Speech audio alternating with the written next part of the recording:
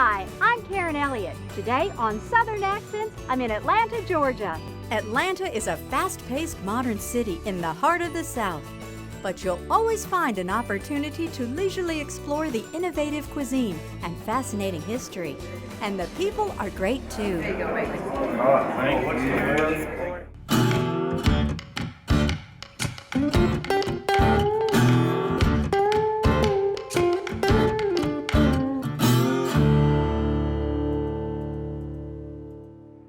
Founded in 1837, Georgia's capital grew into one of the nation's largest cities.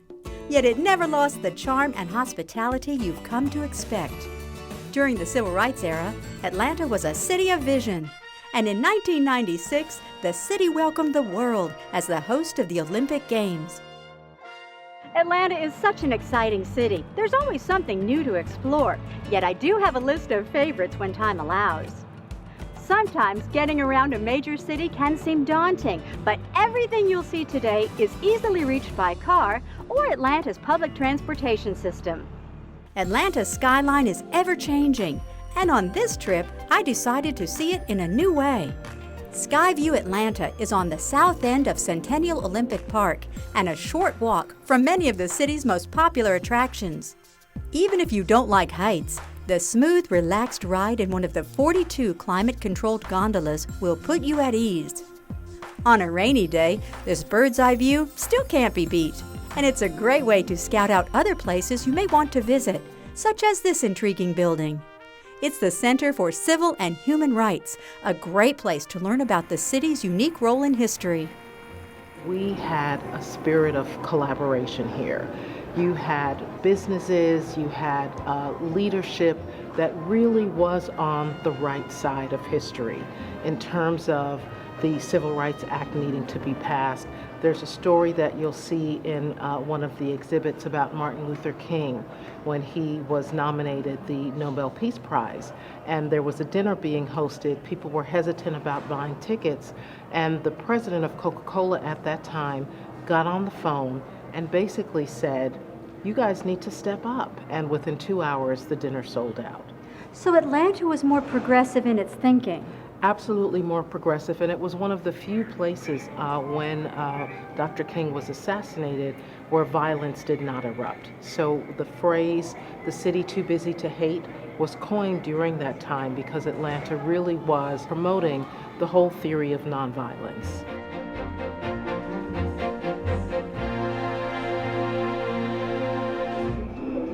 So we know that during the Civil Rights Movement, a huge component of the protests were the lunch counter sit-ins. We know the stories of individuals, young African Americans, and other people going and protesting the fact that people of color could not be served where everyone else was served. So what we wanted to do was to really create an experience of what it was like to sit at a lunch counter as a person of color in a place where you were not welcome. These headsets have a technology that's called binaural sound. And when you put them on, the sound is all around you, so it feels very, very real. And there's a clock that counts. So, you ready?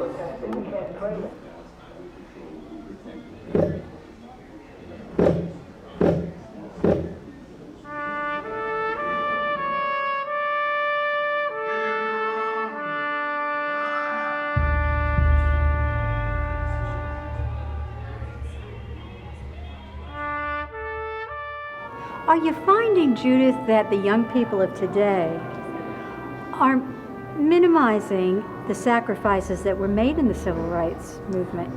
I don't think they're fully aware of those sacrifices, and that's another reason that this place is so important, because what it does is it brings the history to life. Not only do we look at the history of the civil rights movement, we help young people, families, adults understand the connection between civil rights and global human rights movement. So there are things happening all over the world.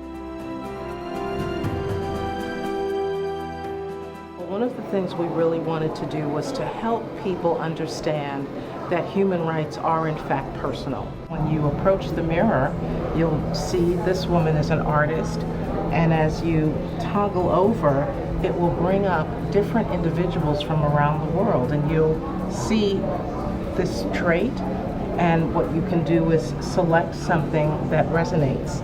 So we're both women, And right? we can hear her story? So we can hear her story. So if we press this button.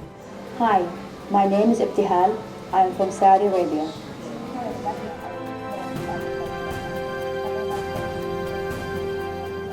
One of the things we really hope to have occur for people when they leave is that they are somehow inspired in ways great and small to take action in their community. They can look at how they shop differently. They can look at how they interact with people differently. It's really about making people aware so that they can then make other choices. And how so?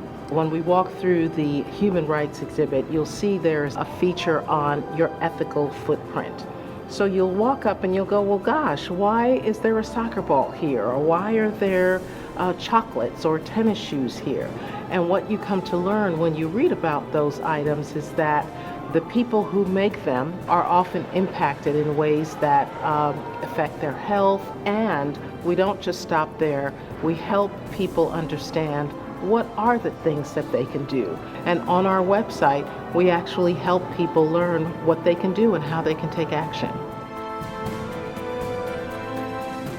This informative exhibit contains some of Dr. King's personal items and papers. Free at last! Free at last! Thank God Almighty! We are free at last! It really is a place of education. It's a place where people can come together to share, to explore, to discuss, and even debate the complex issues that we are facing in our world and in our society, but to do that in a civil way. It's very, very moving. It's very powerful, but I think people also leave feeling very, very inspired and hopeful. We certainly have come a long way. We've still got a ways to go, but it makes you grateful for how far we have come.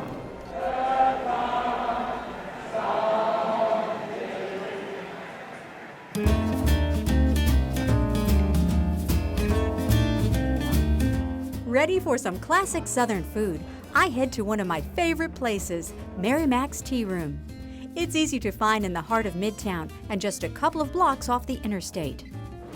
These are famous dumplings. She put that magic Mary Mac touch to them. Can't tell you what the magic touch is. What are the most popular items on the menu? Well, the vegetable plate is one, then it's the fried chicken right behind it. As far as all the sides go, mac and cheese, sweet potato are probably the two biggest ones. Of course, turnip greens and collard greens are huge. They go a lot, and then all the soufflés are really popular, like the broccoli soufflé. Tomato pie is actually a pretty popular item. We added that to the menu probably 4 or 5 years ago, and that's been a huge seller. And we can get that year-round? Yeah, you can get it year-round. Oh. Just the tomato pie alone, my first bite, is absolutely fabulous. So is everything else. Buttery yeast rolls still made every day by hand. More than 30 fresh vegetables to choose from. And just look at this lettuce wedge salad. Can't blame the server here for an incorrect order. There are pencils on the tables, and you fill it out yourself. The only hard part is narrowing the choices. Now, what do you get? You want to get the cornbread with... No wonder Mary Mac's has had such a loyal following ever since it opened in 1945. How many can you serve here? We can serve about 400 people at a time. So we do an average of 1,000 to 2,000 customers a day. Lunch and dinner. Lunch and dinner. So we're open 7 days a week, 11 to 9. We gotta wait. If you come during the peak Sunday church crowd, you could get up to an hour and a half. I always like to say come really early or come later in the evening.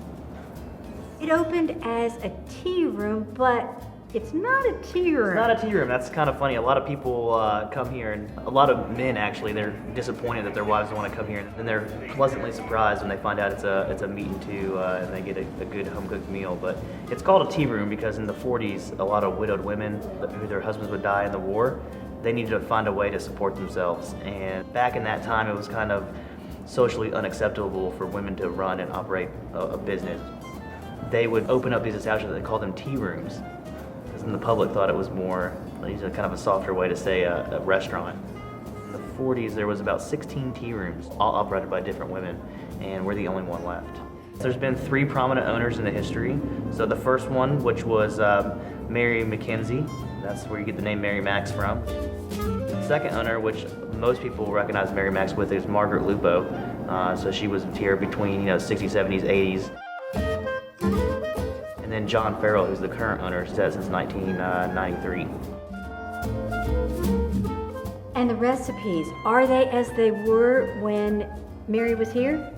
They are. Most of them got, kind of handed down through the years, and we've kind of tried to stay as true as possible to all the original recipes. I think that's kind of why we do so well. A lot of customers that have been coming here for, 40 years, 50 years, they tell me it's just as good as when they had it back then. I've been coming since it opened. I keep coming back for the food and the history. The food is excellent.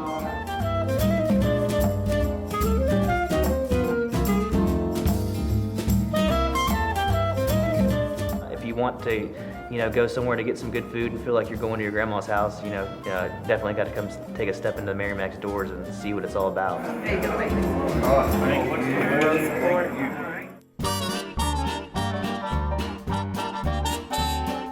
After lunch, I had a chance to revisit one of my favorite Atlanta destinations, the Margaret Mitchell House and Museum. The Atlanta native wrote her Pulitzer Prize-winning novel, Gone with the Wind here. It was a hit. Within 6 months, over 1 million copies had sold. It was huge. It was during the Great Depression. It was a time when people were not necessarily spending $3 on frivolous things. And even today, you'll see a list where Gone with the Wind is within the top 5 of most popular books today. With just 3 rooms and a private bath, Mitchell affectionately called her apartment the Dump. She moved in the day she married John Marsh on July 4th, 1925, and they lived here 7 years before moving to another Midtown apartment. We've furnished the apartment based on what we know of from her letters or her words or people who visited. And you enter the building just as Margaret and John would have. You see the building as it would have been as an apartment building, and when you come in, you're greeted by our mission staff.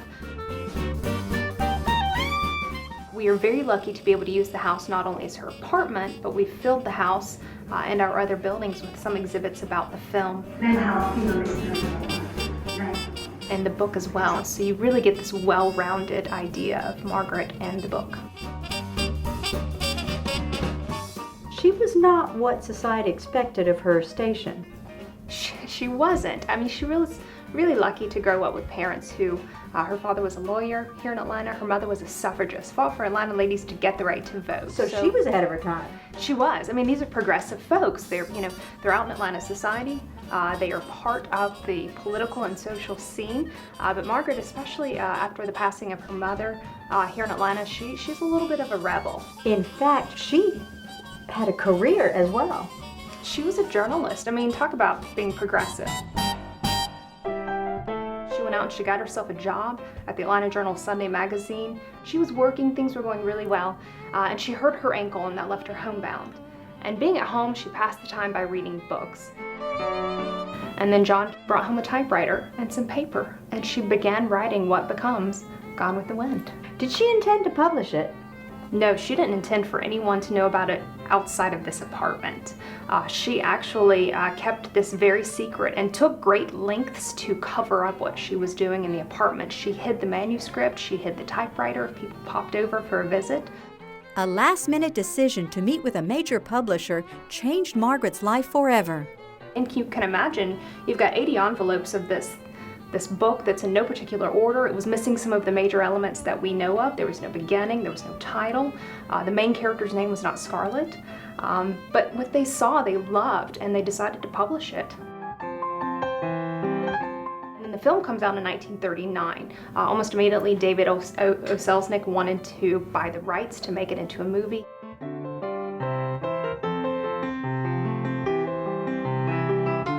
Allow at least 2 hours for your visit. The apartment tour takes about 30 minutes, but you don't want to miss the temporary exhibits, or the permanent gallery that includes 2 original movie pieces. The portrait of Scarlett and Tara's front door. You really get a lot of the Atlanta history of the time period. You see the influence of her family, the Civil War and Reconstruction on Margaret, the influence that leads to the book, and then some of the impact that she made after writing the book. You get to see how she uses her money and her fame to really do good in the 1940s.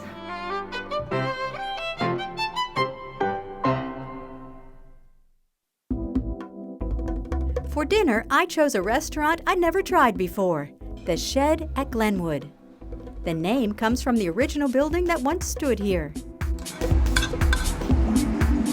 The Shed's farm-to-table approach has been popular with locals since opening in 2008. Oh my goodness. Delicious. We're a non-pretentious restaurant, but we serve very pretentious food. We really pride ourselves on our ingredients and our presentations, but it's a very casual restaurant. Chef Todd Richards knows food. He's received 2 James Beard nominations for Best Chef in the Southeast. I have, this really regal fine dining background, but it really prepared me for how to showcase really delicious food, really, really simply, for guests from any age group, any background, any demographic. And here we're just garnishing it with a little bit of nice local vegetables. A lot of our items we use on the menu come from places 20 miles from here. A lot of things we grow ourselves. So we're really, really into sustainability, approachability, and serving delicious food.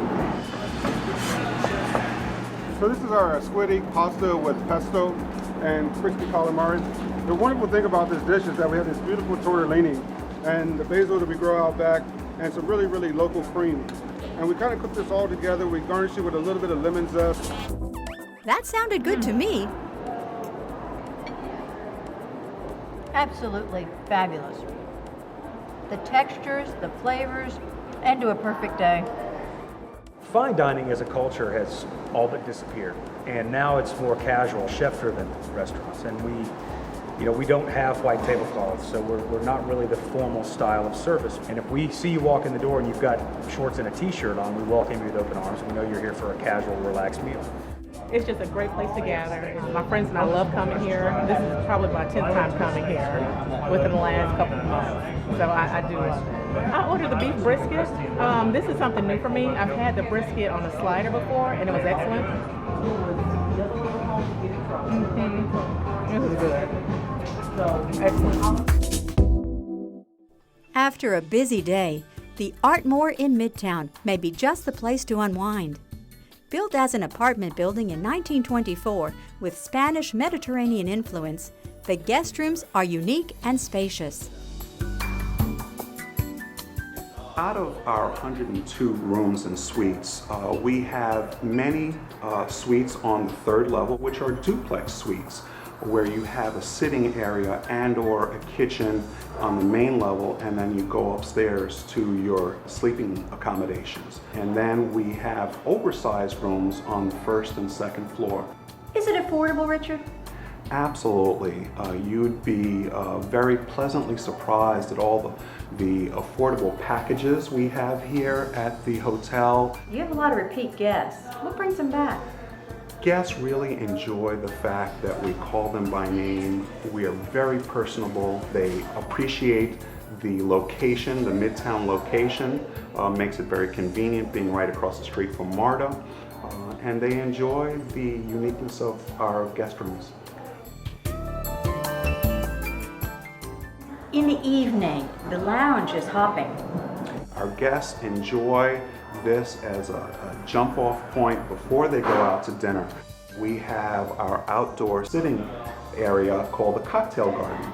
It is a tented area and it provides for a fresh environment for the studio bar. Same with the courtyard?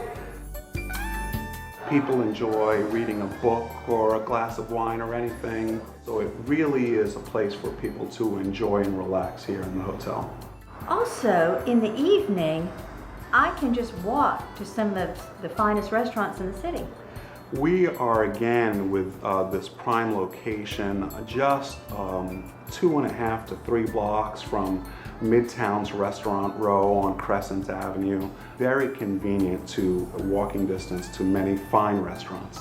Because of our convenient location, being just down the hill from the Woodruff Arts Center across from Atlantic Station, just a few stops on MARTA from the World of Coke and the aquarium, things of that nature, makes this a very prime location for families.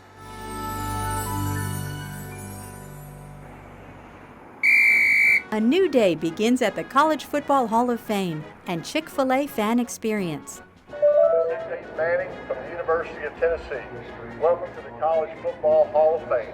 The latest technology is utilized to honor the legends that have made college football one of the South's most beloved pastimes.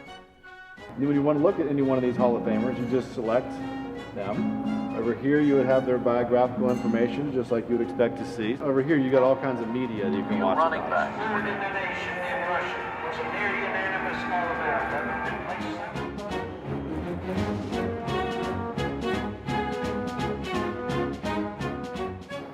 John, I can personalize my experience here. Absolutely. You personalize it, and most importantly, you personalize it through your school.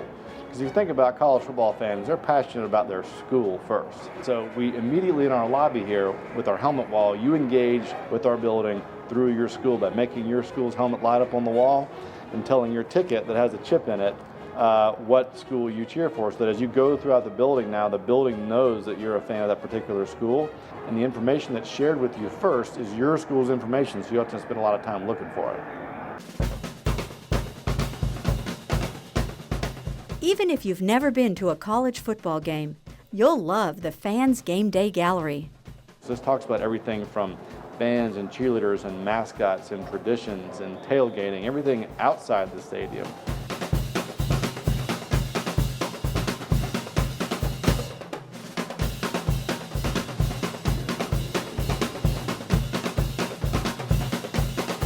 Have you ever said to a friend, "These announcers don't know what they're talking about"? Try your skill as a guest picker on ESPN's College Game Day. Thanks, Chris. I'm Karen Elliott with Southern accents. So who do you think is going to win the big game? Well, Desmond's a no-brainer. I'm picking my Bulldogs. And I noticed children coming through here, and they're engaged from the moment they arrive. This is the perfect place to indoctrinate your children to cheer for your favorite college. But really the building is designed with kids in mind, families in mind. The field on the first floor, that's the first place kids want to run out to. If you bring little kids in here like mine, you're stuck on that field down there for about 30 minutes before you can go anywhere else. But the playing field is not just for kids. I'm always intrigued about people that identify themselves as not big college football fans, what they think about the building. Because 2 hours later, they're still in here having a great time, just because it's a unique place to be, it's fun, and you don't have to be a crazy college football fan to really have a good time in here. I've experienced a lot over the years, but one thing I've never tried, chicken and waffles. Chicka Bitty in Atlantic Station took care of that. It's good, it's real good. Sean, when I'm in town and I want chicken and waffles, why come to Chicka Bitty? Everything that we do is scratch cooking. All of my chefs, we all have extensive experience as culinarians. We buy the best ingredients. When you come here, you're getting a chicken and waffles handmade by chefs. And here, it's all about chicken. A bitty is a small chicken. That's an old-fashioned term for a small chicken. Think about chicken. I love this menu. If you want something lighter or your starters, you'll choose from the itty bitties. Now I'm going to go with the big old bitties. What's the most popular thing on the menu? Chicken and waffles.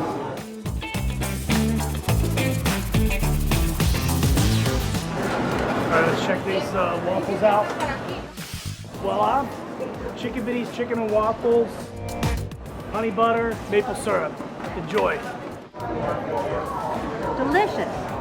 The crunch of the chicken, the light fluffiness of the waffle. Perfect. There's something for everybody. So if somebody wants a southern dining experience, chicken and waffles. If you have somebody that has dietary restrictions or gluten-free, we're very sensitive to that. If you want to eat lean and mean, we got you covered there too. Well, that's Atlanta, the vibrant capital of the great state of Georgia, where hospitality never goes out of style. I hope you'll have a chance to visit here soon. Remember, before you hit the road, always contact your destination first, because hours of operation may change. From Atlanta, Georgia, I'm Karen Elliott, wishing you a wonderful experience wherever you travel.